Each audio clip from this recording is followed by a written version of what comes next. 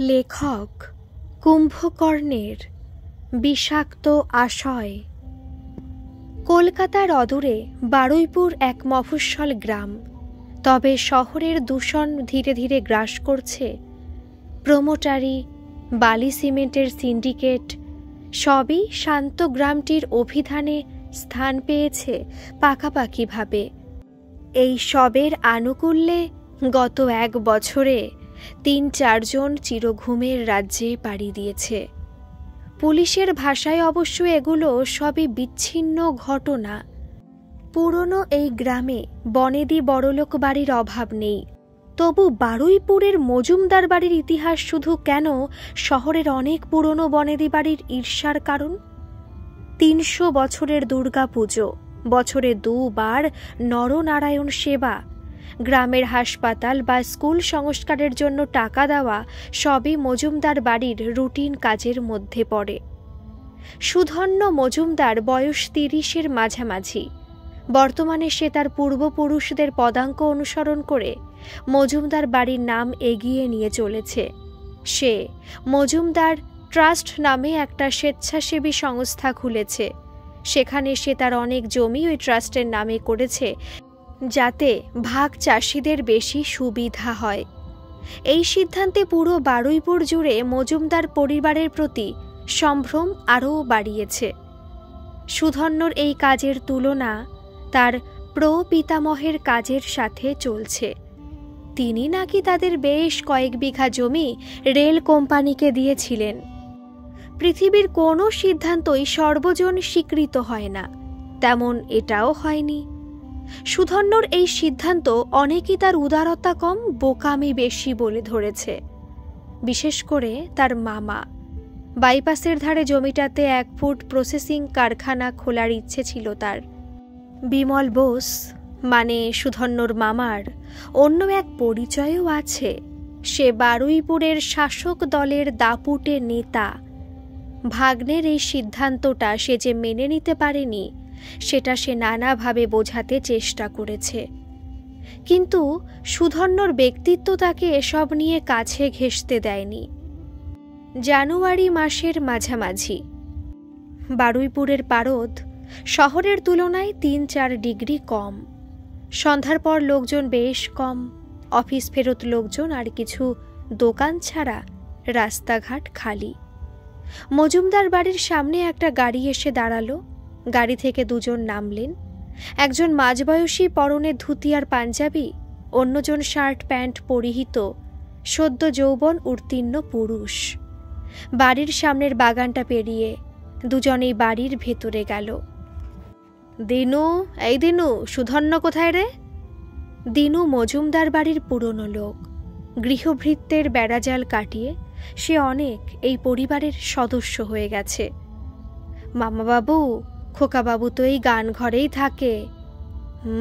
তা বটে।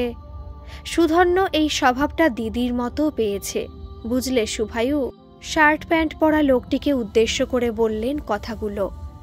মামাবাবু, সুধন্যকে আমি ছোটবেলা থেকে চিনি। কাকিমার হাতের রান্না আর গানের টানে আমরা ছুটির দিনগুলো এই বাড়িতেই আসতাম। সুভায়ু যেন একটু নস্টালজিক হয়ে গেল। তারপর 2 জনেই দোতলায় দক্ষিণ দিকে বেশ বড় একটা ঘরে প্রবেশ করল। ঘরে একটা হালকা নীলচে আলো জ্বলছে। অ্যাকোরিয়ামের আলোটা আর বিরামহীন বুদবুদ ঘরটার পরিবেশটাকে অন্যরকম পরিবেশ তৈরি করেছে। ঘরে বাজছে উস্তাদ আমজাদ আলী খানের রাগ দরবারি কানাডা। শোনা যায় দরবারি কানাডা সৃষ্টি মিয়া তানসেনের। সম্রাট আকবরের দরবারে পরিবেশন করতেন। ঘরের নিস্তব্ধতা কাটল বিমলবাবুর কথায়। সুধা, এই সন্ধ্যায় মাঝরাতের রাগ শুনছিস? আর তোর এত কিসের ক্লান্তি? সম্রাট আকবর এই রাগ সারাদিনের ক্লান্তি কাটাতে শুনতেন। সুধন্য হাতে রিমোট দিয়ে মিউজিক সিস্টেমটা বন্ধ করে শুকনো হেসে বলল, আমার জীবনের সবচেয়ে আফসোস কি জানো মামা? জানবো না আবার? তুই গানটা সুরে গাইতে পারিস না। দিদিরও খুব কষ্টের কারণ ছিল। একদম। তুমিও তো দারুণ গাইতে মামা। বেঙ্গল মিউজিক স্কুলের স্কলার, কিন্তু কি যেই রাজনীতির সিঁড়ি ভাঙা খেলায় মাতলে সব কিছু চুকিয়ে ফেললে। যাই হোক, সন্ধ্যাবেলায় এক্কেবারে উকিলবাবুকে নিয়ে হাজির। হেসে ফেলল শুভায়ু, বলল, পুরনো বন্ধুকে আজকাল উকিল হিসেবে দেখছিস সুধা? সুধন্য উঠে দাঁড়ালো, তারপর বলল, মানুষগুলো সব একই থাকে বন্ধু, শুধু মুখোশগুলো পাল্টে যায়। শুভায়ু কিছু বলতে যাচ্ছিল, বিমল বাবু তাকে থামিয়ে দিল। সুধা, তোর গানের ক্ষোভটা সাহেব বাবা পুষিয়ে দেবে। 8 বছরের ছেলের কি গলার কাজ, তা বাবাকে দেখছি না। পৌলমী ওকে নিয়ে বাপের বাড়ি গেছে, কাল সকালে ফিরবে। এবার যা বলতে এসেছো বলো। বিমল বাবু একটু গম্ভীর হয়ে গেল। শুভায়ু শুরু করল, তোর বন্ধু হিসাবে বলছি, ট্রাস্টটা করার দরকার ছিল। কেন বলছিস শুভ? মজুমদার বাড়ির ইতিহাস জানলে হয়তো একথা বলতিস না। আমি সব জেনে শুনে সিদ্ধান্ত নিয়েছি। তাছাড়া আমার আর মামার অনুমতি ছাড়া তো কেউ কিছু বিক্রি করতে পারবে না। আমার অবর্তমানে পৌলমী আর মামার অবর্তমানে তুই তো আছিস। এক নিঃশ্বাসে কথাগুলো বলল সুধন্য। সুধা, ওই জমি কেউ এভাবে ছেড়ে দেয়? বিমল বাবুর কথায় যেন এক রাজনৈতিক মুখোশ। আর মিনুর ব্যাপারটা? শুভায়ু কথাটা যেন কেড়ে নিয়ে বলল, তোরা জানিস না মিনু কে? মামা, তুমি তো সব জানো। বাবার সাথে মায়ের এই নিয়ে ঝগড়া অশান্তি হয়নি। আহ সুধা, তবে তুই তাকে আধা সম্পত্তি লিখে দিবি? শুভ, তুই আমার বন্ধু এবং এই বাড়ির লয়ার। বাড়ির চাকরের বউকে দিনের পর দিন ধর্ষণের ফল। সুধা, কি হচ্ছে? তোর বাবা হন উনি, আর বনেদি পরিবারে ওরকম হয়েই থাকে। বাবা হলে দোষটা কম হয় বুঝি? আর কতদিন এসব চেপে রাখবে? জারজ হতে পারে, কিন্তু মিনু এই বাড়ির সন্তান। তাহলে তুই তোর সিদ্ধান্ত পাল্টাবি না? 2টো ডিডি রেডি, পরশু কোর্টে গিয়ে সই করলেই হবে। তাই ভাবলাম একবার তোর সাথে কথা বলি। একটু চুপ থেকে আবার বলল, বৌঠান জানে?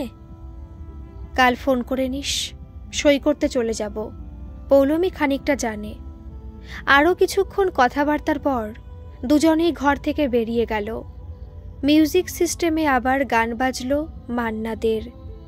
বেহাগ যদি না হয় রাজি, বসন্ত যদি না আজ আসে, এই আসরে ইমন তুমি থাকো বন্ধু আমার পাশে। মামা, কি অদ্ভুত বলো, এই গানটাই ইমন রাগটাই নেই। খানিকটা মানুষের মতন, মুখে এক কাজে এক। বিমল বাবুর চোখে মুখে অস্বস্তি স্পষ্ট বোঝা যাচ্ছে। শুকনো হেসে বিদায় নিল। সুধন্য আরও বেশ খানিকক্ষণ বসে নিজের ম্যাকবুকে কাজগুলো সারল। দেওয়ালের কুক্কু ঘড়ির ঘণ্টা বাজিয়ে দিল রাত 9টা বাজে। আজ মনটা বড্ড ভারী লাগছে সুধন্যর, কোনো এক অজানা কারণে। কোনো গানই আজ তার মন ভালো করতে পারছে না। দাদা, তোমায় খেতে দেব? গানঘরের বাইরে মিনু দাঁড়িয়ে। তুই? দিনু কাকই মিনু? বাবা একটু গোয়ালে গেছে। মালি কাকা এসে খবর দিলেন বুধি গাইটার সকাল থেকে শরীর খারাপ, বমি করছে, লালা ঝরছে, খুব কষ্ট পাচ্ছে গো। ডাক্তার ডাকেনি? দুপুরে এসেছিল তো, সন্ধ্যায় একটু ভালো ছিল, কিন্তু আবার বাড়াবাড়ি হয়েছে। সুধন্য আবার একটু আনমনা হয়ে পড়ল। দাদা, কিছু হয়েছে তোমার? কিছু হয়নি রে, আজ আর কিছু খাবো না, শুধু একটু দুধ পারলে দিয়ে যা। কিছুক্ষণ বাদে মিনু দুধ নিয়ে এলো, সঙ্গে কিছু কুকিজ। সুধন্য শুধু দুধটাই খেলো, তারপর বলল, মিনু, কাল সাহেব ফিরবে, ওকে দুধটা দিস না। কাউকে দিয়ে আমার আর সাহেবের জন্য দুধ নিয়ে আসিস। দিনুকাকে বলিস বাছুরটার জন্য কিছু ব্যবস্থা করতে। ফেলে দিস বাকি দুধটা, কেউ দুধটা খায়নি তো? না দাদা, সাহেব বাবার জন্য রাখা ছিল, তবে আর দেব না। Good night. মিনু, তোর জন্য তো এবার ছেলে দেখতে হবে, নাকি কিছু দেখে রেখেছিস? দাদা, আমি আসছি। লজ্জা পাচ্ছিস নাকি? আচ্ছা, তোর বৌদিকে বলবো তোর সাথে কথা বলতে। রাত বাড়ছে, সঙ্গে শীতটাও। মজুমদার বাড়ি এখন প্রায় অন্ধকার, শুধু আলো জ্বলছে গানঘর আর কারোর মনের ঘরে। হ্যালো হ্যালো, যাক, তোমার সময় হলো। ফোনের অপর প্রান্তে পুরুষ কণ্ঠ। কি করব বলো, বৌদি বাড়িতে নেই, সব কাজ তো আমার উপর। আর কতদিন মজুমদার বাড়িতে এভাবে থাকবে মিনু? ফোনে একটা ছোট্ট দীর্ঘশ্বাস ফেলল মিনু। জানো তো, দাদা আজ আমার বিয়ের কথা বলছিল। বাহ, দারুণ। তা আমি যতদূর আমার বন্ধুকে চিনি, ও তোমার উপর কিছুই চাপিয়ে দেবে না। বাব্বা, দাদাকে যদি এত চেনো তো এসে কথা বলো না। মিনু, যতদিন ওর টাকাটা শোধ করছি কি করে বলি বলো তো? আমার দাদা তো সেরকম মনের মানুষ নয়। জানি সেটা, তোমার দাদা তো সমাজ নয়। সেটা ঠিক। এবার রাখি গো। এত তাড়াতাড়ি? মেসেজে এসো তাহলে। ওকে, রাখছি।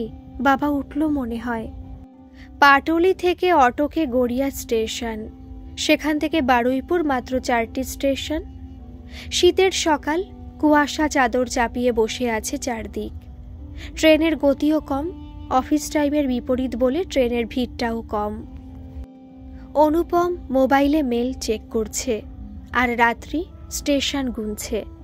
ট্রেনটা মল্লিকপুর ছাড়তেই তারা নামার জন্য প্রস্তুত হলো। বারুইপুরে ঠান্ডাটা একটু বেশি। স্টেশনের পাশে বিশাল দুটো ঝিল, রোদটা বেশ নরম। টোটো ধরে মজুমদার বাড়িতে পৌঁছাতে লাগলো মিনিট 15। বিশাল বাড়ি, সামনে একটা গোছানো বাগান পেরিয়ে দুজনে বাড়ির ভেতরে প্রবেশ করল। এক বিশাল হলঘর, জরা ছয়েক বসে আছে। তাদের মধ্যে একজন এগিয়ে এলো তাদের দিকে।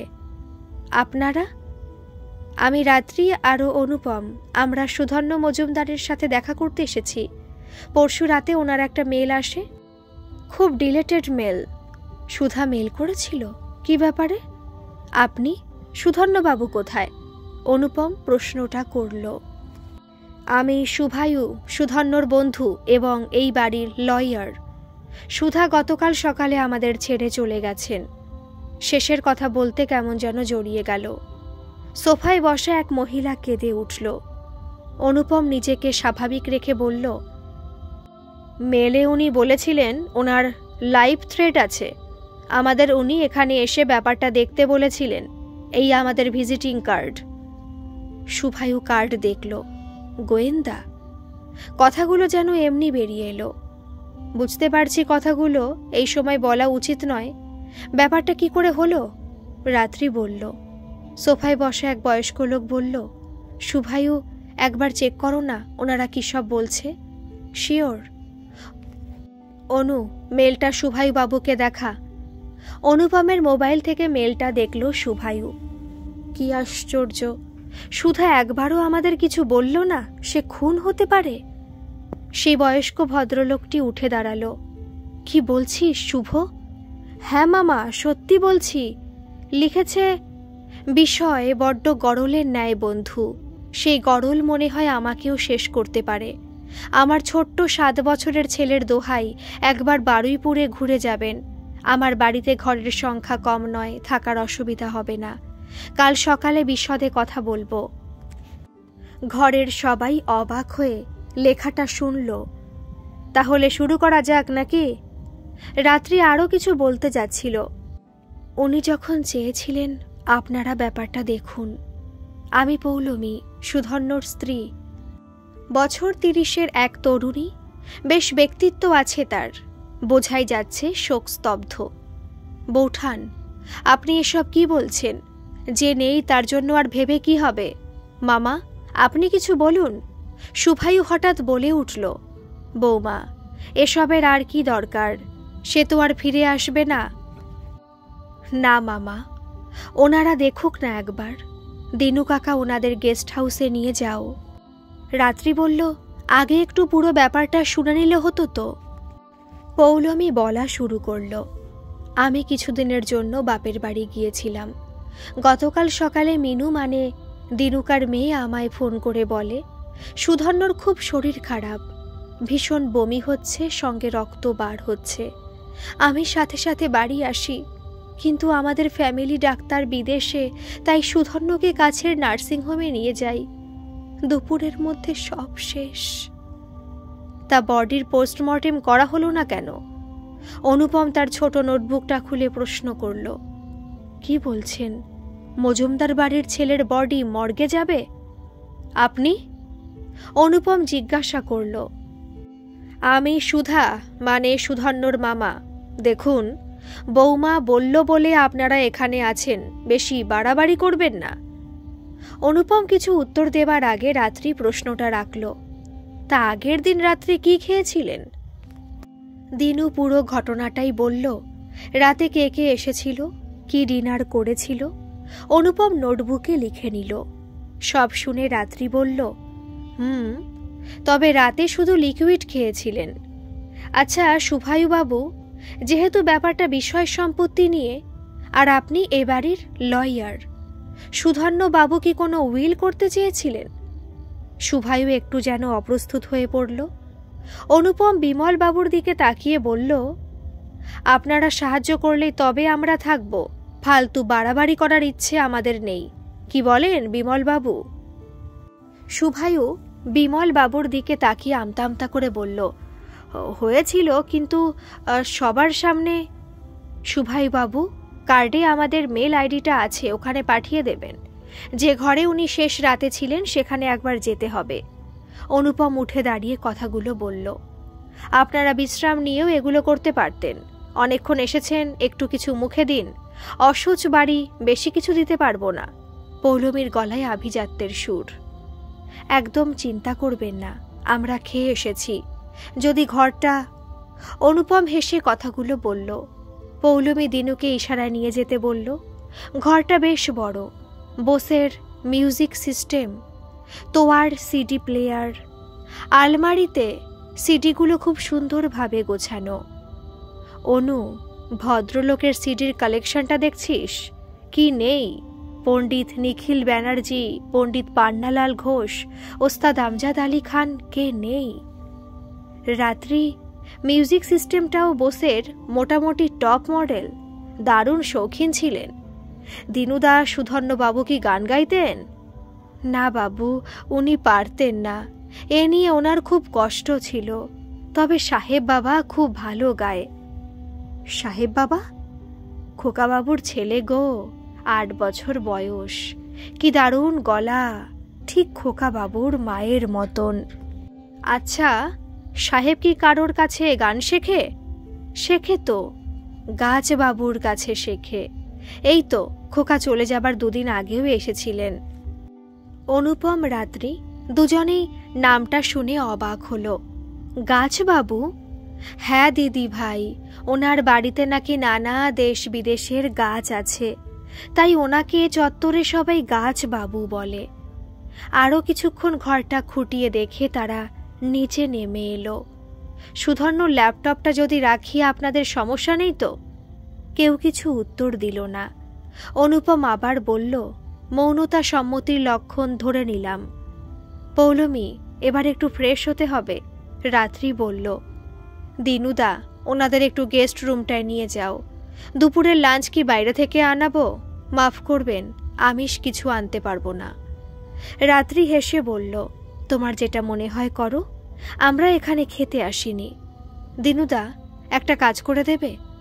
শেষ 2 দিনে যারা এসেছিল তাদের একটা লিস্ট করে দিও। দিনু মাথা নেড়ে সম্মতি জানালো।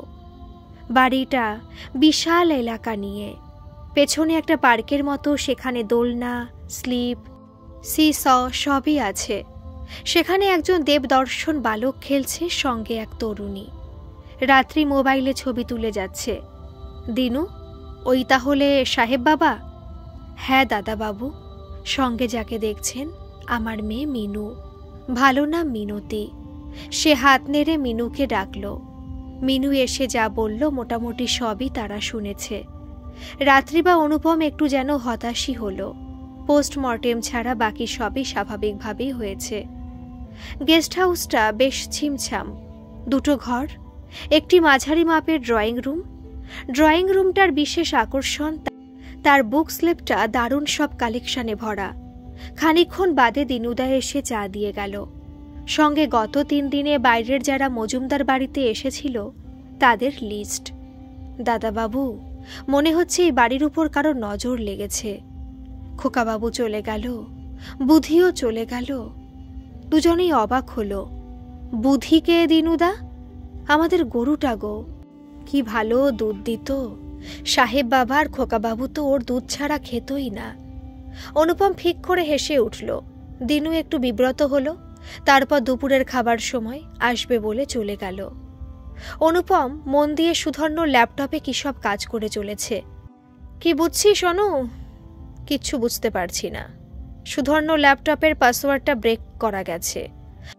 ওর পার্সোনাল মেলটা ওপেন করার জন্য সাইবার সেলে মেলটা করতে হবে, তারপরই কিছু বোঝা যাবে। রাত্রির মোবাইলে একটা মেল ঢুকলো। শুভায়ু মেল করেছে, ডিট 2টো। বেশ খানিকক্ষণ মেলটা পড়ে দুজনেই একটু হাসল। অনুপম বলল, যেখানে দেখিবে ছাই উড়াইয়া দেখো তাই, পাইলেও পাইতে পারো অমূল্য রতন। তুই ল্যাপটপটা একটু ঘেটে দেখ, তারপর নয় দিনুদার ভিজিটার লিস্টটা নিয়ে বসা যাবে। ল্যাপটপে বিশেষ কিছু নেই, টুকটাক কিছু মেল, ধার দেনার হিসেব, বাড়ির পুজোর ছবি। দুপুরে খাবার পর দুজনে একসাথে বসল। দেখ অনু, ওনাকে খুন করার একটাই মোটিভ এই বিশাল সম্পত্তি আর ওই ট্রাস্ট। আরেকটা হতে পারে উনি যাদের টাকা ধার দিয়েছিলেন তাদের মধ্যে কেউ। একদম তেমন কেউ লোক আছে নাকি যে ভিজিটার লিস্টে আছে? আছে তো, সমুদ্রগুপ্ত। তার ধার হবে প্রায় 15 লক্ষ টাকা। চল কাল থেকে শুরু করে দিই কথাবার্তা। সমুদ্রগুপ্ত, শুভায়ু, বিমলবাবু, পৌলমী, মোটামুটি এই কজনই থাক। অনুপম একটু চুপ করে থেকে বলল, গাছবাবু নামটা অদ্ভুত। এবার চল বাড়িটা একটু ঘুরে দেখে আসি। বিকেলবেলায় রাত্রি পৌলমীর কাছ থেকে সবার ফোন নাম্বার জোগাড় করল। সকালের মতো সে আর শান্ত নেই। ভেতরে ভেতরে একটা অস্থিরতা যেন তাকে গ্রাস করেছে। তবে নামগুলো শোনার পর সবচেয়ে টেনশনে দেখালো মিনুকে। রাত্রি এসে সব ব্যাপারটা অনুপমকে বলল, কিন্তু উইল অনুযায়ী মিনুর তো লাভ বেশি ছিল। ব্যাপারটা এত সহজ নয় রাত্রি। দুজনে আলাদাভাবে বসে প্রত্যেকের জন্য প্রশ্ন তৈরি করল। তারপর কমন প্রশ্নগুলো রেখে বাকিগুলো নিয়ে আলোচনা করে ফাইনাল করল। এদিকে সুধর্ণর ইমেলের পাসওয়ার্ড এসে গেছে সাইবার সেল থেকে। সন্ধেবেলার দিকে আকাশের মুখ ভার। অনুপম আর রাত্রি ড্রয়িং রুমে বসে। উপরের ঘর থেকে এক ছেলের কণ্ঠে ভেসে আসছে রাগ শ্রী। কি অপূর্ব গলার কাজ! মন খারাপ করা এই রাগ শীতকালের সন্ধ্যায়। উপর থেকে নামতে নামতে পৌলমী বলল, ছেলেটার বড্ড মন খারাপ। গানটা গেয়ে যদি হালকা হতে পারে, তাই আর বারণ করলাম না। ভালো করেছেন। শুনলাম ছেলের গলা তার ঠাকুমার মতো হয়েছে। হেসে বলল রাত্রি। একটা কথা জানো তো রাত্রি, সন্তানের গুণ বিচার হয় তার কোন বাড়ি বড়লোক তার উপর। তাচ্ছিল্যভাবে কথাগুলো বলল পৌলমী। তার মানে? হেসে ফেলল পৌলমী। তারপর বলল, তেমন কিছু নয়। তোমাদের কিন্তু বেশ মানিয়েছে রাত্রি। অনুপম একবার রাত্রির দিকে তাকিয়ে বলল, কেন? আপনার সাথে সুধর্ণবাবুর? দেবতার সাথে কি মানুষের ভালোবাসা হয় অনুপম বাবু? আমি গরিব বাড়ির মেয়ে, দেখতে সুন্দর ছিলাম, বাড়ির লোক পড়াশোনাটাও শেষ করতে দিল না। আফসোস হয় না পৌলমী? গরিবের আফসোস এবং শখ দুটোই থাকতে নেই। সুধর্ণ খুব চেষ্টা করত আমি আবার পড়াশোনা চালু করি বা নতুন করে গান শিখি। আমি রাজি হইনি। রাত্রি বিস্ময়ে জিজ্ঞাসা করল, আপনি গান গাইতেন? ছাড়ো সব। কাল সকালে কি বেরোবে? কিছু কি বেরোলো? হ্যাঁ, কাল বেরোতে হবে একটু। একবার বিমলবাবু আর সমুদ্রবাবুর সাথে দেখা করব। আপনি কি জানতেন মজুমদার বাড়ির আধা সম্পত্তি মিনুকে দেওয়া হয়েছিল? এবার আমায় উঠতে হবে রাত্রি। সাহেব উপরে একা আছে। দিনুকাকে বলা আছে আপনারা ডিনার গেস্ট হাউসে করতে পারেন। দুজনে বুঝতেই পারল প্রশ্নটা এড়িয়ে গেল পৌলমী। অনেক রাত অবধি সুধন্য মেলগুলো ঘেটে চলল দুজনে। গোয়েন্দা দম্পতি এই কেসটাতে একটু অদ্ভুত রকম চুপ। অনুপম সিগারেট কিনে এনেছে। রাত্রি জানে খুব মানসিক জটে থাকলে অনুপম একটু সিগারেট খায়। কি বুঝছিস অনু? কোনো ক্লু পাচ্ছি না। একবার ডাক্তারের সাথে কথা বললে হতো। আমিও তাই ভাবছি। প্রথম থেকে খুনের পারসেপশন করে নেওয়াটা ভুল। ন্যাচারাল ডেথও হতে পারে। কাল নয় ফাইনাল ডিসিশন নেওয়া যাবে। অফিসটা কামাই হচ্ছে, সেই ভালো। সকালে ব্রেকফাস্টের পর দুজনের সাথে মজুমদার বাড়িতে দেখা হয়ে গেল বিমল বাবুর। বিমল বাবু তার রাজনৈতিক নেতার ঢঙে শুরু করল তার কথাবার্তা। কিছু পেলেন আপনারা নাকি শুধুই? বৌমা বলল, না হলে। আপনি কি মনে করেন আমরা কিছু পেলেও পেতে পারি? রাত্রির কথায় বিমল বাবু একটু ব্যাগ ফুটে চলে গেল। সামলে নিয়ে বলল, না মানে পাবার কিছু নেই। আপনি উইলের ব্যাপারে কিছু জানতেন? অনুপমের সরাসরি প্রশ্নটা করল। জানতাম। আপনি বাধা দেননি? এত বড় একটা সিদ্ধান্ত নিতে যাচ্ছিলেন। আমি বোঝাতে গিয়েছিলাম, শুনতেই চাইল না কিছু। সুধা বরাবর একটু জেদি। আপনার সাথে কোনো জমি নিয়ে মনোমালিন্য?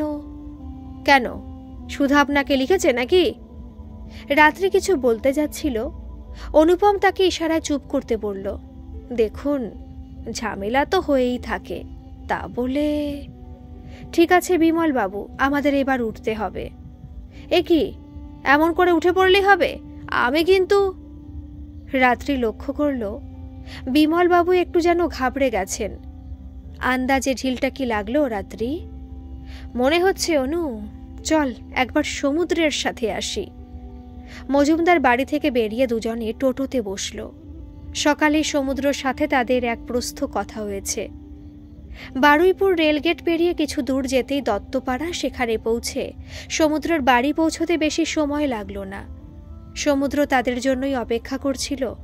বাড়িটা বেশ পুরনো, চারপাশে নানা ঝোপঝাড়। আপনাদের জন্যই ওয়েট করছিলাম। বাড়ির বারান্দায় তারা তিনজন বসল। সুধন্য আমার পুরনো বন্ধু। আমি ওর মৃত্যুর একদিন আগে একবার ওর সাথে দেখা করতে যাই ব্যক্তিগত কারণে। সেই ব্যক্তিগত কারণটা বলা যাবে সমুদ্রবাবু? অনুপম সপাটে প্রশ্নটা করল। না মানে কিছু দরকার ছিল? টাকাটা খুব দরকার আপনার?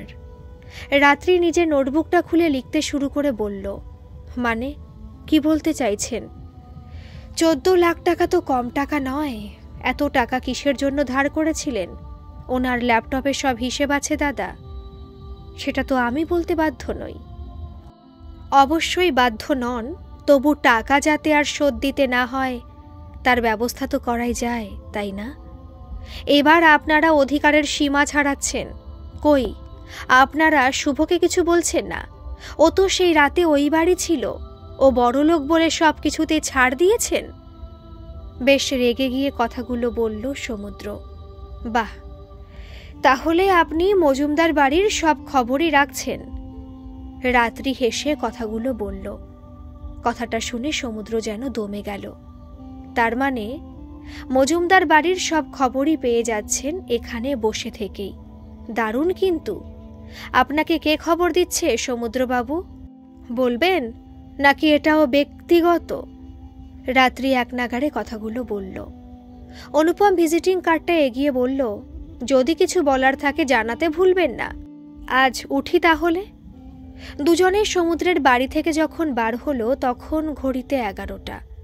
রাত্রি ফোনে কার সাথে কথা বলল, তারপর ফোনটা রেখে টোটো দাঁড় করিয়ে বলল, রবীন্দ্র ভবন কত দূর? এখান থেকে 5 মিনিট, টোটোওয়ালা বলল। অনু চল এবার কিংসুক বাবুর বাড়ি থেকে ঘুরে আসি। অনুপম একটু অবাক হয়ে তাকিয়ে থাকল। রাত্রি হেসে বলল, গাছ বাবুর বাড়ি? কিংসুকের বাড়িটা বেশ বড়। সামনে একটা বিশাল বাগান, নানা ধরনের ফুলের গাছ, তার সাথে নানা ধরনের অর্কিড আর ক্যাকটাস। গোয়েন্দা দম্পতিকে হেসে অভিবাদন জানালো কিংসুক। দেখলেই মনে হয় লোকটি সদা হাস্যময়, কিন্তু একটি ব্যক্তিত্ব আছে। আসুন, আমার কি সৌভাগ্য, আমার বাগান দেখতে এসেছেন বিখ্যাত গোয়েন্দা দম্পতি। না না, তেমন ব্যাপার নয়। সবার কাছে আপনার অদ্ভুত নাম শুনে একবার ভাবলাম দেখা করেই যাই। খুব ভালো করেছেন। আমার জীবনের দুটো স্তম্ভ গাছ আর গান। বোটানির স্টুডেন্ট ছিলাম, তাই দেশ বিদেশ থেকে গাছ এনে বাগান তৈরি করার শখটা নেশা হয়ে গেছে। গদগদভাবে কথাগুলো বলল কিংসুক। কিন্তু দাদা, বাগানটার বয়স মনে হয় বেশি নয়? অনুপম বাগানের দিকে তাকিয়ে কথাগুলো বলল। দারুণ ধরেছেন কিন্তু। আন্দাজে বললেন, আমি বারুইপুর আছি 1 বছর হলো। এই বাড়িটা ভাড়াই নিয়েছিলাম জায়গা আছে বলে। আসলে বিমলবাবু মিউজিকের শিক্ষক খুঁজছিলেন। উনি বেঙ্গল মিউজিক কলেজের সাথে যুক্ত ছিলেন। ওখান থেকে আমার সাথে যোগাযোগ হয়। শেষের কথাগুলো একটু সাবধানে বললেন কিংসুক বাবু। তারপর 3 জনে বাগানটা ঘুরে দেখল। সত্যি দারুণ সব কালেকশন ফুলের। সব মিটিয়ে যখন মজুমদার বাড়িতে ফিরল তখন 1টা বেজে গেছে। তারা পৌলমীকে জানিয়ে দিল এই তদন্ত তারা এখানেই শেষ করতে চায়। কিন্তু মানুষে যা চায় সবসময় সেটা হয় না। মজুমদার বাড়ির চারপাশ ঘুরতে গিয়ে তারা এমন একটা জিনিস আবিষ্কার করল, সেটা তাদের আবার নতুন করে ভাবতে শুরু করালো। ব্যাপারটা কাকতালীয় হতে পারে, তবু তারা একবার কনফার্ম করে নিতে চায়। পরের দিন সকালে অনুপম এবং রাত্রি কলকাতার দিকে রওনা দিল। সকলে যেন একটা স্বস্তির নিঃশ্বাস ফেলল। যাই বল রাত্রি, নিজের বাড়ির গন্ধটাই আলাদা। অনুপম বাড়িতে সোফায় গা এলিয়ে বসে রইল। রাত্রি নোটবুক খুলে কাজগুলো লিখে নিল চটপট। এই তদন্তের সবকিছু নির্ভর করছে এই জিনিসটার উপর। না রে, আমাদের মনে হয় একবার ঢাকুরিয়া যেতে হবে। ঢাকুরিয়ার কোথায়? চল, রেডি হয়ে নে। আমরা ফরেন্সিক ল্যাবে কথা বলে নিচ্ছি। ওখান থেকে ঘুরে কস্তুরীতে লাঞ্চ, তারপর ঢাকুরিয়া থেকে ব্যাক। ব্যাস, বাঙালের খাবার চিন্তা শুরু হয়ে গেল। শীতের দুপুরের কলকাতার রূপ আলাদা। ধুলো নেই, গরম নেই, তবে এবছর একটু শীত বেশি। সামনে সরস্বতী পুজো, বাঙালির ভ্যালেন্টাইন ডে। বাসন্তী রঙের শাড়ি, পাঞ্জাবির ভিড় বেশি গড়িয়াহাটের দোকানগুলোতে। বাঙালির প্রেম নিবেদনের দিন হিসেব মনে হয় সরস্বতী পুজো ডজন মাইল এগিয়ে 14ই ফেব্রুয়ারির থেকে। গড়িয়াহাট মোড়ের ব্যস্ততা সারা বছরের মতোই রয়েছে। তবু আজও গোলপার্ক রামকৃষ্ণ মিশনকে বাম দিকে রেখে লেকের দিকে গেলে কলকাতাটা যেন পাল্টে যায়। রুক্ষতা চলে যায় কোনো এক জাদু বলে। তখন কলকাতা যেন এক প্রেমের শহর। সাউদার্ন এভিনিউয়ের এই রাস্তায় হাঁটতে হাঁটতে রাত্রি আর অনুপম একটু যেন নস্টালজিক। রাস্তাটা একই আছে, তাই না রাত্রি? অনু, রাস্তা একই থাকে, তবু পাল্টে যায় মানুষগুলো। সত্যি রে, যখন কলেজের সময় আসতাম তখন ভাবতাম কি করে তোকে ভালো রাখবো, ন্যাকা। আর এখন কি ভাবিস? কি করে আমরা ভালো থাকবো?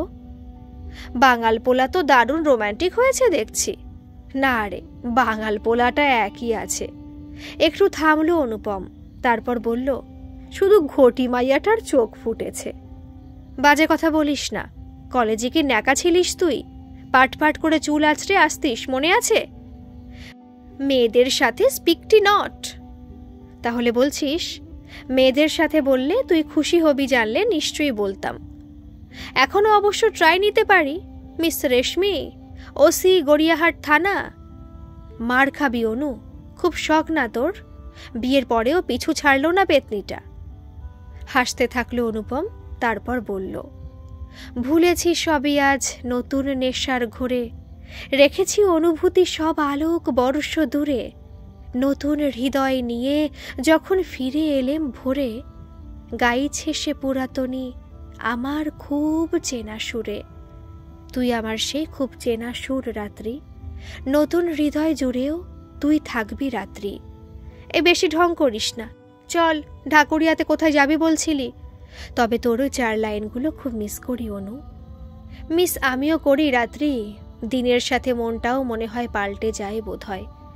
চল এবার উঠি, যাব বেঙ্গল মিউজিক স্কুল, দেখি কিংশুক দত্ত কতটা সত্যি বলছে। অটো করে তারা ঢাকুরিয়া ব্রিজের কাছে নামলো। সেখান থেকে কলেজটা হেঁটে 10 মিনিট, সেখান থেকে তারা আধ ঘন্টা পরে বেরিয়ে এলো। তাহলে কিংশুক যা বলছে তা সত্যি। তবু অনু, যে নতুন লিডটা এলো সেটা নিয়ে কাল্টিভেট করবি না? করা যেতেই পারে, তবে কেসটা তো কিছু নেই। আমি মানিকদাকে ফোন করছি, ওনার বাড়ির কাছাকাছি, উনি বেস্ট বলতে পারবেন, হতাশভাবে বলল অনুপম। পরের দিন থেকে রাত্রির 9টা-6টার জীবন চালু হয়ে গেল। অফিস কাজের চাপে বারুইপুরের মজুমদার বাড়ির কথা মাথা থেকে বেরিয়ে গেল। সন্ধেবেলায় অনুপমের ফোনে এসে জানতে পারল ফরেন্সিক ল্যাব যা রিপোর্ট পাঠিয়েছে তা যথেষ্ট উৎসাহ ব্যঞ্জক। মানিকদা মোটামুটি যা খবর জানিয়েছে তাতে অঙ্কটা খানিকটা হলেও মিলে যাচ্ছে। রাতে বাড়ি ফিরে গোয়েন্দা দম্পতি ব্যস্ত রইল কেসটা নিয়ে। গুগল যা বলছে সেটা যদি হয় তাহলে এই কেসটা হবে তাদের জীবনের একটা মাইলস্টোন। কিন্তু শেষের মিসিং লিঙ্কটা না পেলে পুরো ব্যাপারটা দাঁড়াচ্ছে না। অনু চল, ঘটনাক্রম একবার লিখে ফেলি পরপর। তাই দেখ, আমি ডিনারের ব্যবস্থা করি, আজ বেশি কিছু করিনি রাত্রি, বলে অনুপম কিচেনে। কিছুক্ষণ পর রাত্রির চিৎকার, অনু পেয়েছি পেয়েছি, এদিকে আয়। ড্রয়িং রুমে গিয়ে অনুপম সব শুনল। তারপর রাত্রিকে জড়িয়ে ধরল। সাবাস রাত্রি মুখার্জি, এটাই হবে, এটা হতে বাধ্য। আমি ফরেন্সিকের লোকদের লাইন আপ করছি, ওরা কালই বারুইপুর যাবে। তুই শুধু ওনাকে জানিয়ে দে বারুইপুরে ফরেন্সিক লোকদের কোনো সমস্যা না হয় এবং ব্যাপারটা যেন গোপন থাকে। দুজনে ফোনের কাজগুলো সেরে ড্রয়িংয়ে বসল। এই সময়টা তাদের খুব প্রিয়। ব্যাকগ্রাউন্ডে গান চলছে, বিজয় মামুনের গান। যদি বৃষ্টি হতাম তোমায় ভিজিয়ে দিতাম, তোমাকে স্পর্শ থাকতো না অধরা, এতটা কাছে তুমি তবুও যায় না ছোঁয়া, এতটা ভালোবাসা তবুও হয় না দেওয়া। অনুপমের হাত রাত্রির হাতের উপরে। অনুপম তাকে আরও কাছাকাছি টেনে নিল। ঠোঁটের উপরে ঠোঁট গাঢ় চুম্বনে সিক্ত দুজনে। দুজনের হৃদয়ের গতিবেগ পাল্লা দিয়ে বেড়ে চলেছে। দুজনের নিঃশ্বাসের গাঢ়ত্ব ক্রমশ ঘন হচ্ছে। মিউজিক সিস্টেমে গানটা বেজে চলেছে নিজের মতো করেই। অদৃশ্য সীমানা তোমার আমার মাঝে, চাঁদ হারিয়ে যায় রাত ফুরোবার আগে, এতটা কাছে তুমি তবুও যায় না ছোঁয়া, এতটা ভালোবাসা তবুও হয় না দেওয়া। পাক্কা 4 দিন পর রিপোর্ট এলো। তারা যা ভেবেছিল সেটা মিলেছে। রাত্রি মজুমদার বাড়িতে ফোন করে জানালো তারা আসতে চায়। কিছুই হয়নি, শুধু কেসটা কনক্লুশনের জন্য একটা মিটিং। রবিবারের সকালে মজুমদার বাড়ির ড্রয়িং রুম, সবাই উপস্থিত। পৌলমী, দিনুদা, মিনু, সমুদ্র, কিংশুক, বিমল এবং অবশ্যই শুভায়ু। অনুপম শুরু করল। প্রথমে ধন্যবাদ জানাই শুভায়ু বাবুকে। উনি আমাদের এই কেসে নিযুক্ত করেন। আজ আর মিথ্যে বলবো না, সুধন্য বাবুর কাছ থেকে আমরা কোনো মেল পাইনি। ঘরে এক নতুন অতিথি হাজির, তিনি হলেন বিস্ময়। তাহলে শুভ যে লেখাটা পড়ল? উত্তেজিতভাবে বলল বিমল। মেলটা আমাদের ড্রাফট করা ছিল, উনি শুধু রিড করেছেন। একটা ক্যালকুলেটেড রিস্ক বলতে পারেন। রাত্রি বলল, এবার একটা গল্প বলবো সবাইকে। ভাই, রোববারের গানের ক্লাসগুলোর সময় পিছিয়ে দিয়েছি, ক্যান্সেল করিনি, একটু যদি তাড়াতাড়ি করেন। একদম ঠিক গাছবাবু, আমরা তাড়াতাড়ি শেষ করব, অনুপম বলল। রাত্রি বলা শুরু করল। এক দেশে এক ভালোবাসার মানুষ ছিল, খুবই গরিব, প্রচুর টাকা ধার ছিল তাদের। কিভাবে ধার শোধ হবে কিছুতেই সে বুঝতে পারছিল না। তারপর সমুদ্র চিৎকার করে উঠল, সব বাজে কথা, আমি সত্যি কিছু করিনি। সুধন্য আমার ছোটবেলার বন্ধু, ওর আমি কোনোদিন ক্ষতি করতে পারি না। মিনু, তুমি তো সব জানো। মিনু, তুমি কিছু বলছো না কেন? আমি গরিব বলে এরা আমায় ফাঁসাচ্ছে। মিনু চুপ করে বসে, 2 চোখ জলে ভরে গেছে। রাত্রি বলল, এখন বুঝলাম মজুমদার বাড়ির খবর আপনার কাছে কি করে পৌঁছাতো। যাই হোক সমুদ্রবাবু, আমার কথা এখনো শেষ হয়নি। সে আবার বলা শুরু করল। গরিব সেই মানুষটি নিজের সব শখ আহ্লাদ শিখে তুলে নিজেই ত্যাগ স্বীকার করল। এভাবেই চলছিল অনেক বছর। তারপর কাকতালীয়ভাবে উদয় হলো তার পুরনো শখ। চুপ করুন আপনারা, কি যাতা বলছেন? এভাবে আপনারা কথা বলতে পারেন না। জ্বলে উঠল পৌলমী। অনুপম বলল, পৌলমী, আপনি তো খুব ভালো গান গাইতেন। প্রায় 8 মাস আপনি বেঙ্গল মিউজিক কলেজের ছাত্রী ছিলেন, আর গানের মাস্টার মশাই ছিলেন কিংশুক দত্ত। এত বছর পরেও কলেজ আপনাদের জুটি ভুলতে পারেনি। গরিবের মেয়ে শখটা রাখতে পারলেন না, বাড়ির চাপে বিয়েটা করতেই হলো। তারপর কেটে গেল অনেক কটা বছর। ছেলের গানের মাস্টার খুঁজে নিয়ে এলেন বিমল বাবু, আর কিংশুক বাবুকে আবার কাছে পেলেন। বিমল বাবু অবশ্য না জেনেই কাজ করেছিলেন, কিন্তু আপনাদের সম্পর্কটা বুঝতে অসুবিধা হয়নি। আপনাদের পুরনো প্রেম আর বিমল বাবু বাইপাসের জমি নিয়ে তৈরি হলো ষড়যন্ত্র। হেসে উঠলেন বিমল বাবু। ওহে ছোকরা, বউয়ে পয়সায় খেয়ে বাংলা সিরিয়ালটা একটু কম দেখো। আমার প্রচুর কাজ আছে, এবার বেরোতে হবে। কিংশুক ভীষণ অপটুভাবে উত্তেজনা প্রশমনের চেষ্টা করছিল। তারপর বলল, জানেন, আমরা আপনাদের বিরুদ্ধে মানহানির মামলা করতে পারি। কি প্রমাণ আছে এসবের? রাত্রি তার ব্যাগ থেকে প্লাস্টিকের প্যাকেট বার করল, জুঁই ফুলের মতন দেখতে, তবে শুকনো। এটা কি কিংশুক বাবু? আরে দিদিমণি, এই ফুলটা তো খোকাবাবু মারা যাবার একদিন আগে আমাকে দিয়েছিল। বলেছিল গরুর দুধ বেশি দেবে। দিনু কাকা খুব খুঁটিয়ে দেখে বলল। অনুপম বিমল বাবুর দিকে তাকিয়ে বলল, আপনি রাজনীতির লোক, আব্রাহাম লিঙ্কনকে চেনেন? বিমল বাবু মাথা নিচু করে বসে। থাক, আমি বলছি, সিরিয়ালের মতো করে। ন্যান্সি লিঙ্কন মানে আব্রাহাম লিঙ্কনের মা মারা যায় এক অদ্ভুত রোগে, মিল্ক ডিজিজে। পশুর দুধ থেকে আসে রোগটা। একদিন সময় দেয়, চিকিৎসা না করালে মৃত্যু অবধারিত। চিন্তা নেই, মজুমদার বাড়িতে যে গরুটা মারা যায় সেটার কারণও এটা। শুভায়ু বাবুর সাহায্যে মরা গরুটার ফরেন্সিক করা হয়েছে, তারাই কনফার্ম করেছে সুধন্য যে রাতে দুধ খেত সেটা সবার জানা। আর নিজের ছেলে আর নিজেকে সন্দেহের উপরে রাখার জন্য পৌলমী সাহেবকে নিয়ে বাপের বাড়ি চলে যায়। সুধন্য বাবুর মৃত্যুর পর তার দেহের পোস্টমর্টমটা আটকায় বিমল বাবু তার পলিটিক্যাল ক্যারিশমায়। এটাও প্ল্যান মাফিকই ছিল। ঘরের মধ্যে নিস্তব্ধতা। শুভায়ু খুব ধীরে জিজ্ঞাসা করল, ফুলটার নাম কি? এখানে কি করে এলো? ফুলটার নাম হোয়াইট স্নেকরুট, উত্তর আমেরিকার ফুল। তবে আপনি বারুইপুরে পেয়ে যাবেন গাছ বাবুর বাড়ির বাগানে। সেদিন ওনার বাড়ি থেকে ফিরে খুব হতাশ লাগছিল, তাই এই বাড়ির বাগানটা একটু ঘুরে দেখতে গোয়াল ঘরের সামনে অনেকটা ফুল পেয়ে যায়। তারপর সবই মিলে যায় এক এক করে। ধন্যবাদ শুভায়ু, আমাদের এই তদন্তে যোগ্য ভাবার জন্য। রাত্রি কথাগুলো বলে একটু জল খেল।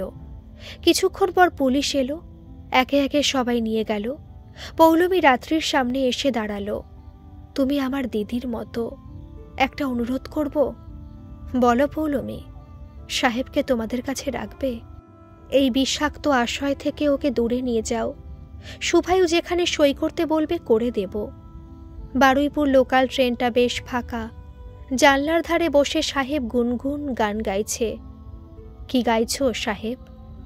বেহাগ যদি না হয় রাজি, বসন্ত যদি না আজ আসে, এই আসরে ইমন তুমি থাকো বন্ধু আমার পাশে। বাহ, দারুণ তো। জানো তো আন্টি, এই গানটাতে ইমনের রাগটাই নেই। আজকের এই গোয়েন্দা গল্পটি আপনাদের কেমন লাগলো অবশ্যই কিন্তু কমেন্ট করে জানাবেন। ভালো লাগলে একটা সাবস্ক্রাইব করে আমার পাশে থাকবেন। ধন্যবাদ।